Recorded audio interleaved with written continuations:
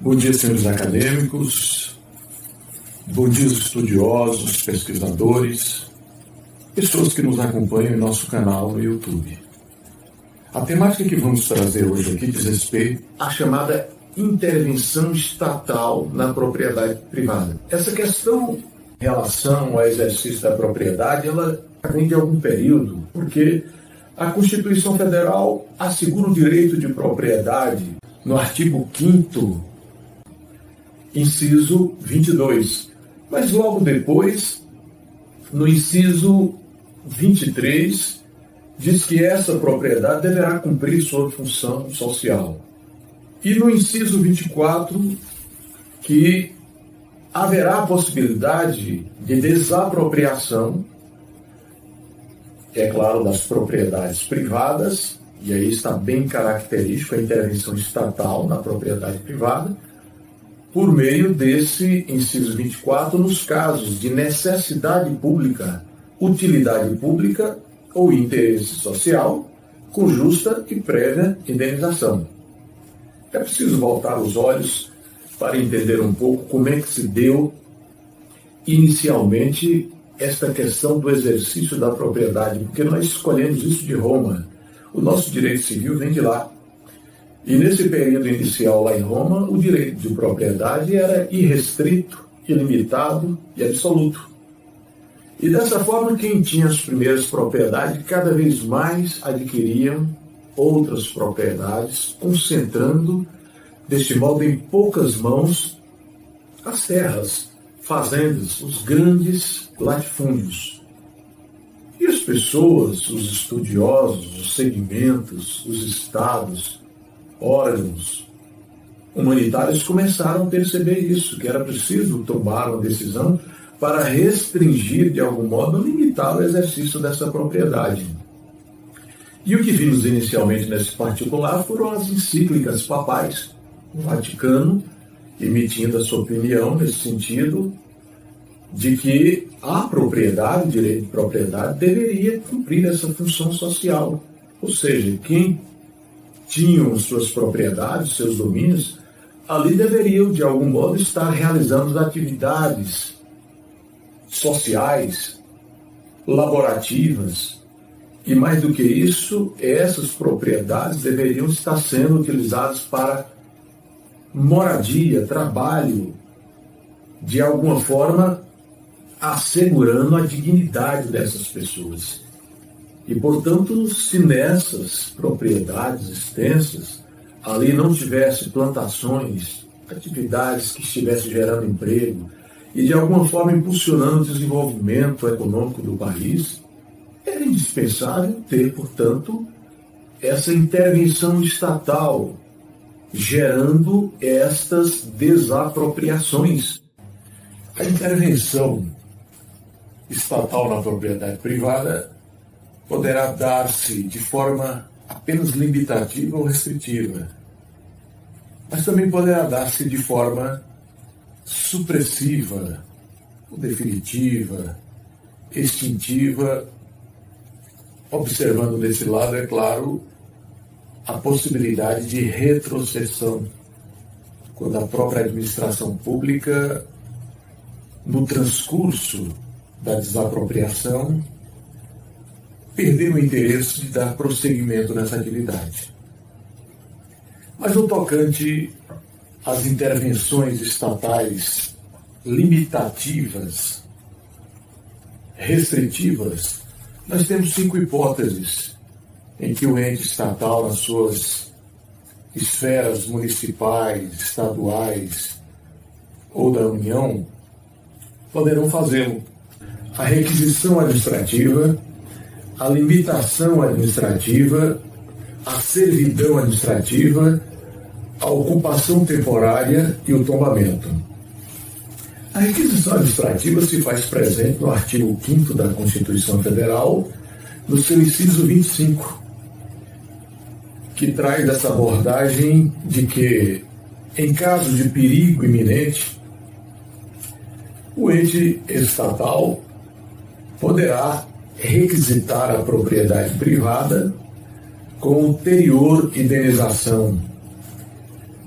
Observa-se, portanto, que o elemento muito característico que se dá nessa parte está aí vislumbrado pelo iminente perigo.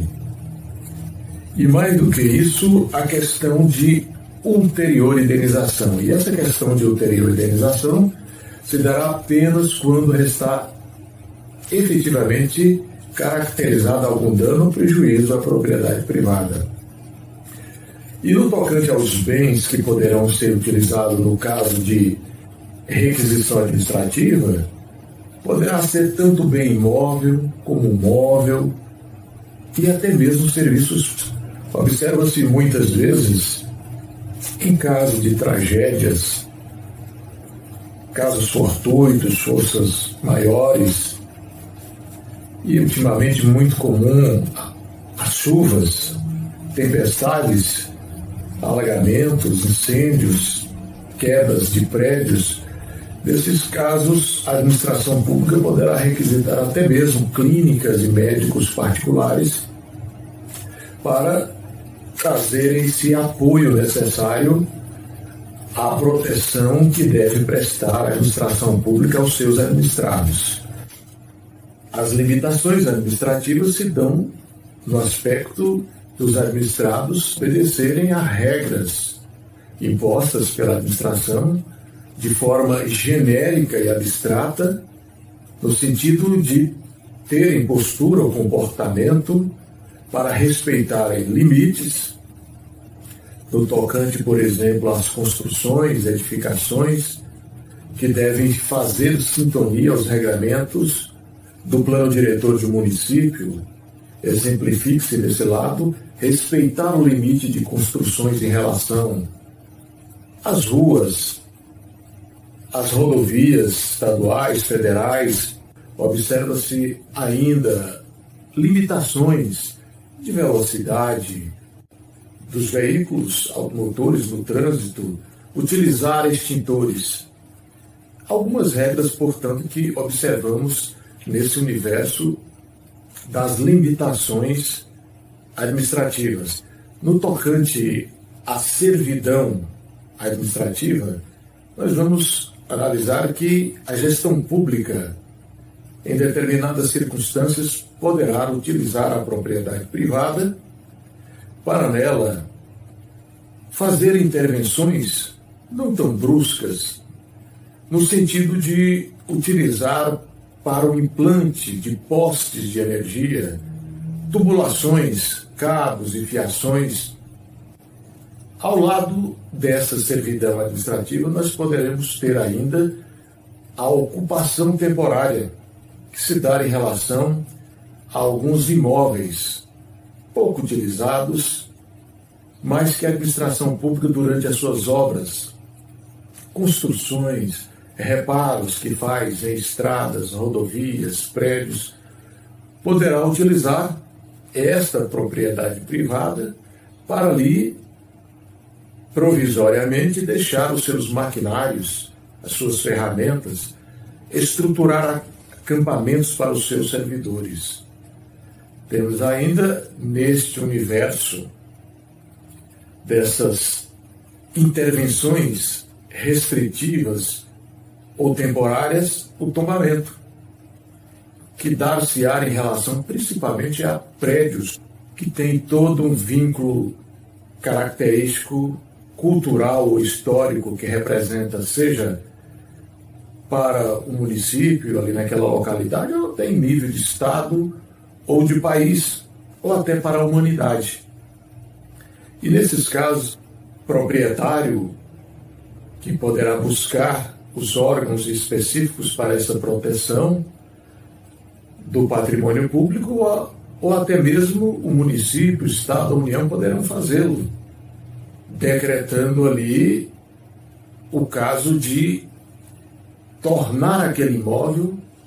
tombado para o patrimônio público e passar a conservá-lo. Nós temos o Decreto-Lei número 25 de 1937, que traz os procedimentos, os requisitos necessários para fazer esse tombamento nessas casas, casarões, prédios antigos, que trazem toda essa significância de aporte cultural, histórico, que deve ser resguardado em prol da humanidade, do município, do Estado, da União. Surge nesse momento o que nós conhecemos por esse instrumento de afetação. Exatamente o oposto do que se dá em relação ao imóvel público, quando se retira dele essa condição, o caráter público, para possibilitar a sua cessão, transferência, venda, consoante se dá ali com os imóveis de uso comum do povo, os imóveis públicos especiais, que retirada essa condição suas, essas características iniciais, eles poderão ser alienados. Então vimos aí, portanto, essas 5 circunstâncias ou hipóteses de restrição ou limitação da administração pública nos imóveis privados, que são a requisição administrativa, a limitação administrativa,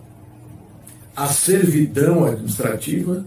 a ocupação temporária provisória e o tombamento. Mas ao lado dessas 5 circunstâncias, nós vamos encontrar as intervenções estatais na propriedade privada de forma supressiva. E nesse contexto, portanto, nós vamos verificar as modalidades de desapropriações. No rol das desapropriações, nós teremos a desapropriação direta ou indireta, a desapropriação ordinária ou comum, e ao seu lado a extraordinária, também conhecida por sancionatória rural, a desapropriação expropriatória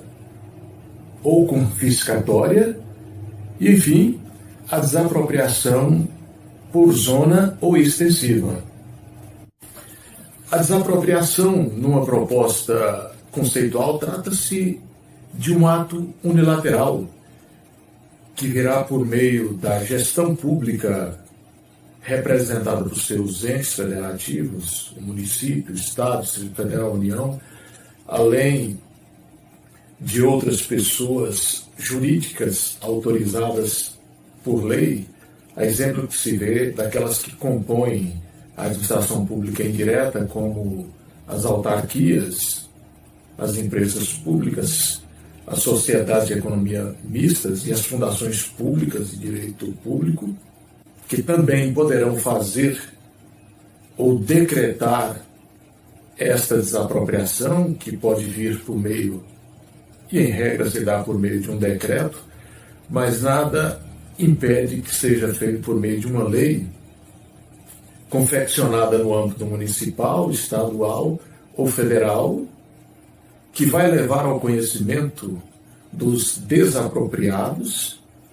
acerca deste ato, que é um direito da administração pública, no sentido de suprimir, por regra, totalmente o exercício da propriedade ou domínio privado, salvo naquelas circunstâncias em que a administração pública poderá retroceder, e no tocante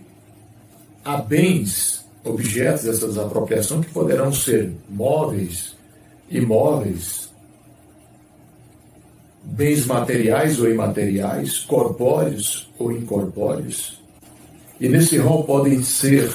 incluídas as moedas de coleção, é claro, excluindo aquelas que estejam em circulação, mas também agrega-se a esse contexto até mesmo os cadáveres para estudos científicos e, além deles, imóveis que estejam em locação ou que estejam sob regime de usufruto, que nada impedem que sejam desapropriados. Mas se devem lembrar, nesse âmbito conceitual, de que o artigo 185 da Constituição Federal também exclui desse contexto desapropriatório a pequena e média propriedade rural e, de igual modo, as propriedades produtivas. Mas, retomando o conceito de desapropriação, nós vamos verificar que a finalidade da desapropriação é exatamente para atender aos interesses da coletividade. E a administração pública adotará esse critério lato, inexorável, em relação a muitos imóveis, no sentido de fazer valer o cumprimento da função social em muitas propriedades privadas que não estejam cumprindo. E esse ente estatal age assim, resguardado pela supremacia do interesse público, que é um princípio que não se pode sequer abrir mão dele nesse universo da gestão pública. Mas ainda se deve analisar neste propósito conceitual que nas desapropriações deve-se também analisar o critério das indenizações, que, embora se verifique do texto a expressão justa e prévia indenização, em algumas modalidades de desapropriação serão feitos por meio de títulos da dívida pública resgatáveis em até 10 anos e, de outro lado, títulos da dívida agrária resgatáveis em até 20 anos. E, no outro ponto, o pagamento em dinheiro em relação aos imóveis urbanos e às benfeitorias úteis e necessárias, até mesmo nos imóveis rurais. É o que está previsto nesses fundamentos legais para o Instituto das Desapropriações, que se verifica no Decreto-Lei número 3.365 de 1941, que traz os procedimentos processuais, regramentos para a ação de desapropriação. De outro lado, nós vamos verificando que a desapropriação também se faz presente no artigo 5º, inciso 24 da Constituição Federal, mas também em outros dispositivos, consoante se verifica do artigo 182, 184 e 243 dessa Constituição Federal de 1988. Mas também, em nível de fundamento jurídico para as desapropriações, nós vamos encontrar o artigo 8º no Estatuto das Cidades, que é a Lei 10.257 de 2001. E, por fim, no Código Civil de 2002, esses regramentos se fazem presentes no artigo 1228, parágrafo 3º. Assim vamos encontrando essa dinâmica conceitual para o Instituto da Desapropriação, lembrando que, na sua parte procedimental, em que pese o ato nascer de forma unilateral, no procedimento pode-se agregar essa forma consensual. Depois de efetivado o decreto ou a lei do ato de desapropriação, que também determina a notificação do desapropriado para tomar conhecimento dessa declaração pública da desapropriação e também em relação ao valor que a gestão pública está oferecendo a título de indenização, o desapropriado pode chegar a um consenso. E, admitido esse consenso, essa parte consensual, eles irão a um cartório efetivar a escritura pública e logo após o registro. Mas devemos lembrar que nem sempre as coisas se dão de forma consensual. E assim sendo, logo após o decreto ou lei que declara a desapropriação em relação a determinado imóvel, estipulando inclusive valores, caso o desapropriado não atenda ao chamamento após a notificação e nem tampouco concorde com o valor oferecido pela administração pública, no não resta outra alternativa senão adotar a via judicial de uma ação de desapropriação e que deve ser articulada, segundo o entendimento recente do STJ, no prazo de 10 anos. E aí se busca um amparo nas ações de uso capião previstas no artigo 1238, parágrafo único, está delineado que o prazo poderá ser reduzido de 15 para 10 anos, desde que na localidade existam atividades de caráter econômico e social. E, analogicamente, foi esse entendimento que o STJ chegou, que também a administração pública pode ter adentrado a uma propriedade privada e ali feito a desapropriação, conhecida por indireta, sem comunicação, ou adotando critérios administrativos ou judiciais para fazer esse ato.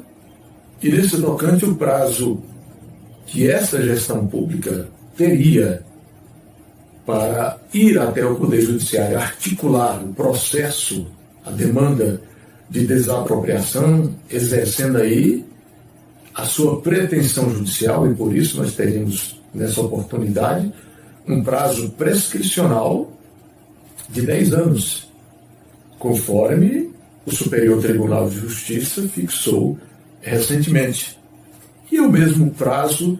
que é assegurado aos desapropriados para irem ao Poder Judiciário interpor as suas ações em busca de indenização em relação ao valor dessas desapropriações quando eles não concordarem. É claro que o decreto-lei número 3.365 de 1941 limita esse campo de arguições presentes na contestação em relação à ação de desapropriação. O que se pode discutir ali se dá no tocante aos vícios processuais, que caso existam no tocante à falta de pressuposto de constituição e desenvolvimento regular do processo, a inépcia da inicial, litispendência, coisa julgada, dentre outros, esses poderão ser arguídos. E no mesmo sentido, em relação ao valor de indenização dessa desapropriação, que geralmente verifica-se que a administração pública, em uma de suas esferas, estipula um valor que está bem distanciado daquele valor constante na praça para esses imóveis. Então as partes poderão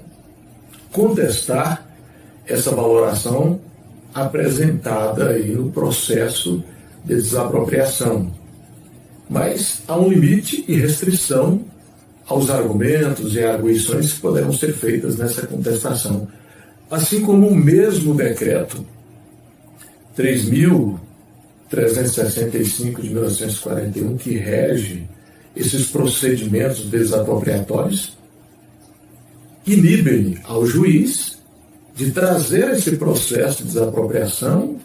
à discussão sobre um dos requisitos ou pressupostos que são utilizados para a desapropriação, que é exatamente a utilidade pública. Isso não poderá ser discutido. Caso exista essa necessidade ou abordagem sobre esse contexto, isso deverá ser feito em ação em apartado, e não no contexto da ação desapropriatória, que é um direito da administração pública fazê-lo. Tanto assim o é que os prazos que a administração pública tem por meio dos seus entes federativos ou por meio das pessoas jurídicas legalmente autorizadas a fazê-los, são prazos decadenciais. Logo após o decreto ou lei que declara o interesse da administração pública em desapropriar determinado bem ou imóvel, se essa desapropriação se der no tocante ao interesse social, que é aquela circunstância que se dá em relação a alguns imóveis que não estejam cumprindo a função social e por isso eles serão desapropriados, o prazo que a administração pública tem após o seu decreto ou lei criada nesse sentido para a desapropriação é de 2 anos para exercer o seu direito. Então é um prazo de caducidade, como o próprio texto da lei traz. E no tocante ao prazo também decadencial que terá a administração pública para exercer o seu direito de desapropriação após o decreto desapropriatório, a lei que existia nesse sentido, será de 5 anos em relação aos pressupostos ou requisitos de utilidade ou necessidade pública, conforme estão delineados no artigo 10 do Decreto 3.365 de 1941. Mas as ações de desapropriações, elas poderão ser, por exemplo, expropriatória ou confiscatória, conforme está delineado no artigo 243 da Constituição Federal. E esta modalidade de desapropriação irá ocorrer quando no imóvel objeto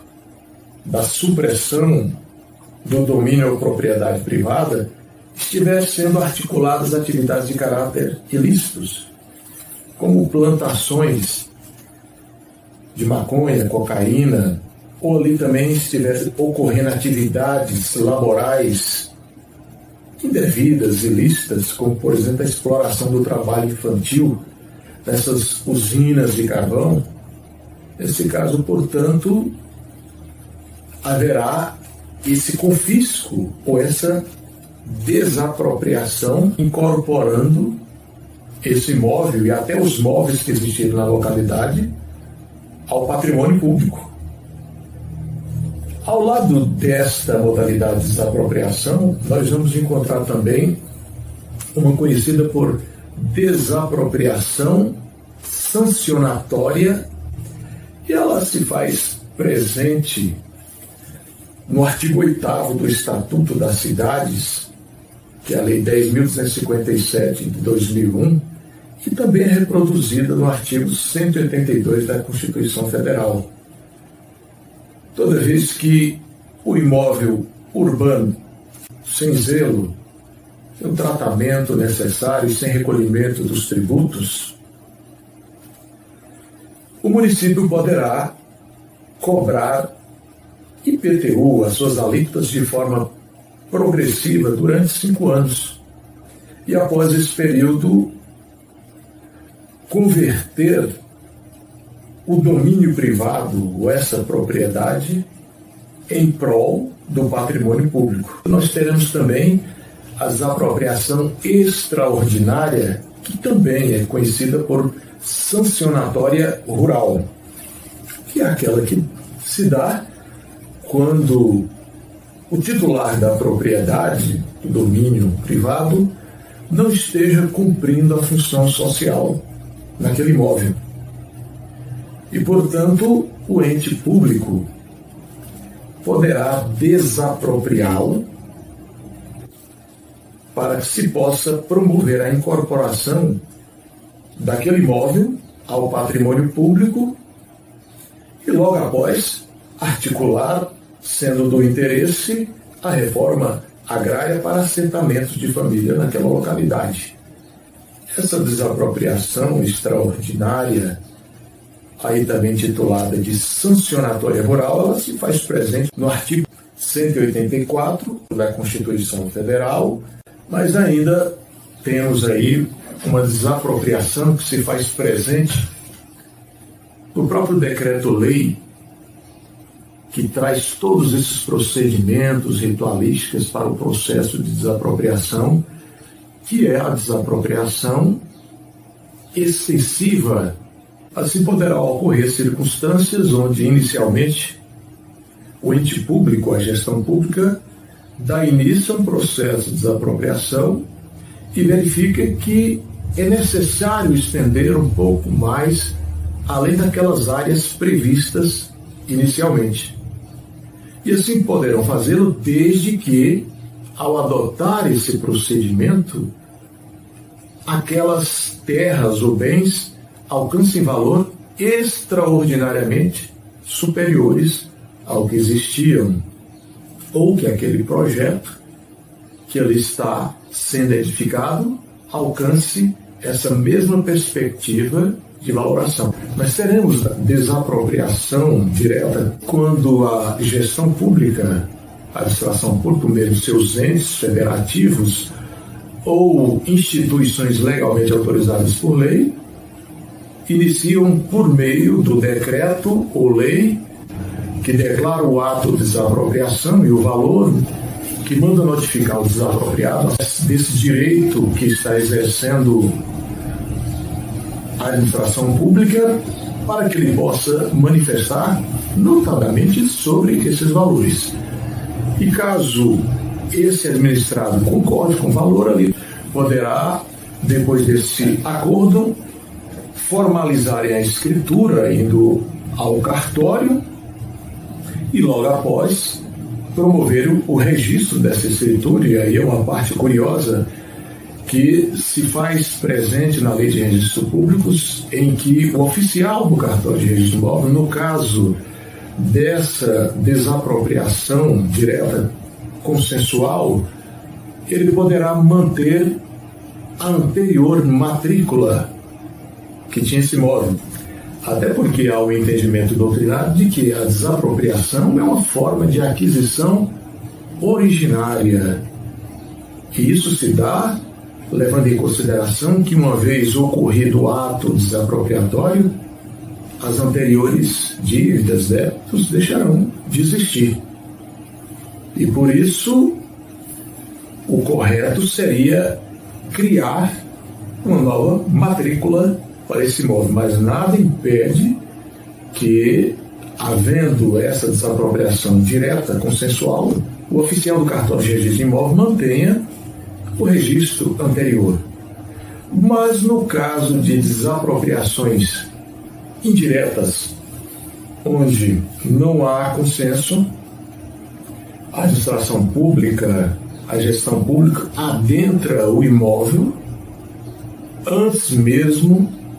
de fazer qualquer procedimento administrativo ou judicial, e ali começa a articular as suas ações, os seus trabalhos, as suas estruturações. Se, por exemplo, uma casa está abandonada por algum tempo, um terreno, e a administração pública já entra com esse propósito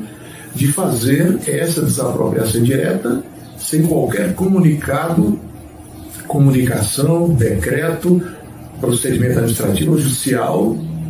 ao proprietário, ao dono do imóvel, para só posteriormente, quando houver a provocação do desapropriado no tocante a valores da indenização, é que a administração pública irá, nesse caso, articular a sua pretensão em juízo, e para tanto, segundo o STJ recentemente, este prazo será de 10 anos, que é um prazo prescricional. Mas ainda cabe sinalizar aqui, nesse universo das desapropriações, acerca desses pressupostos e requisitos que deverão ser adotados para articular as desapropriações. E eles se fazem presentes, ali inicialmente, no artigo 5º da Constituição Federal, no inciso 24, que tratam-se da necessidade pública, utilidade pública e interesse social. E esse fundamento que se faz presente aí na Constituição Federal vai ser utilizado em relação às desapropriações comuns ou ordinárias. Mas a desapropriação comum ou ordinária traz como fundamento esses pressupostos ou requisitos de utilidade ou necessidade pública e interesse social aí, e esse último requisito, quando ele não estiver vinculado a uma questão sancionatória rural, Então, nessa circunstância, nós teremos o que chamamos de desapropriação ordinária ou comum. E tem-se o pressuposto, o requisito de necessidade pública toda vez que houver uma situação emergencial, excepcional, de urgência, como se observa, infelizmente, de muitas tragédias que ocorrem com desabamentos, incêndios, os alagamentos que as chuvas têm gerados nos imóveis públicos, e nessas circunstâncias, portanto, o poder público poderá articular esta desapropriação comum ordinária baseada nesse pressuposto da necessidade pública. De outro lado, teremos também esta desapropriação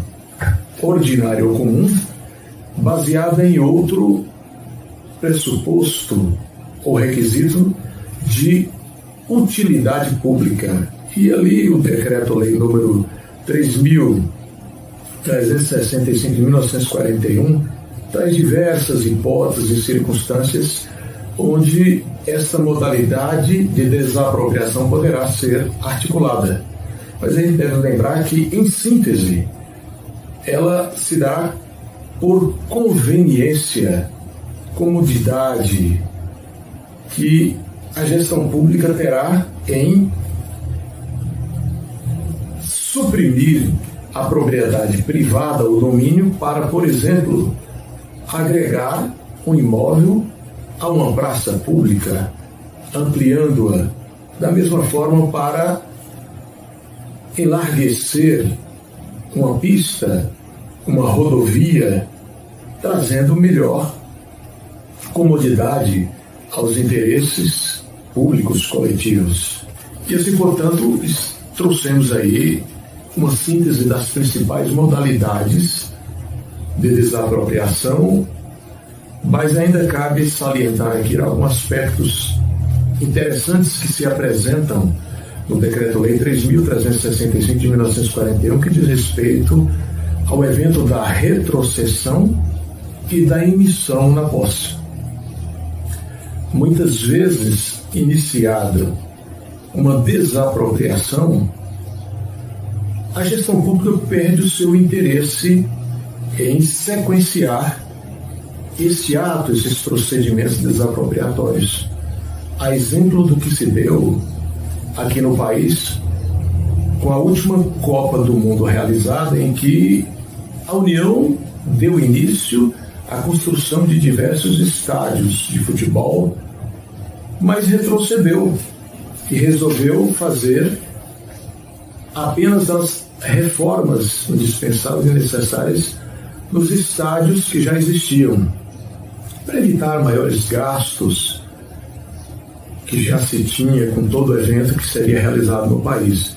Nesse caso, portanto, teremos um evento chamado retrocessão. Mas nós teremos também ainda um evento chamado de emissão na posse, que está previsto também no Decreto-Lei 3.365 de 1941 e que poderá ocorrer exatamente em prol da gestão pública, administração pública, na condição de desapropriador ou desapropriante nesse processo, onde o juiz, detectando a situação de emergência, urgência, e também verificando o depósito fixado ali, ele pode decretar ou determinar ou autorizar a emissão da entidade desapropriante no bem objeto da desapropriação de forma provisória, antes mesmo da decisão, julgamento final desse processo. Resta salientar aqui uma diferença muito importante que existe no procedimento que se faz presente no Código Civil, no artigo 1276, nos seus parágrafos, que se trata da declaração de bens vagos. Isso pode se dar no âmbito dos municípios brasileiros quando muitos imóveis, lotes urbanos permanecem ali abandonados, sem o tratamento, limpeza, recolhimento de IPTUs, e a administração pública notifica esses proprietários para que em determinado prazo eles venham buscar essa regularização, promover as limpezas necessárias. E após 3 anos, se não adotar os procedimentos necessários, inclusive de adequação ao plano diretor do município, esses bens deverão ser revertidos em prol do patrimônio público do município. E esse procedimento de declaração de bens vagos deve ser diferenciado dos procedimentos de desapropriação.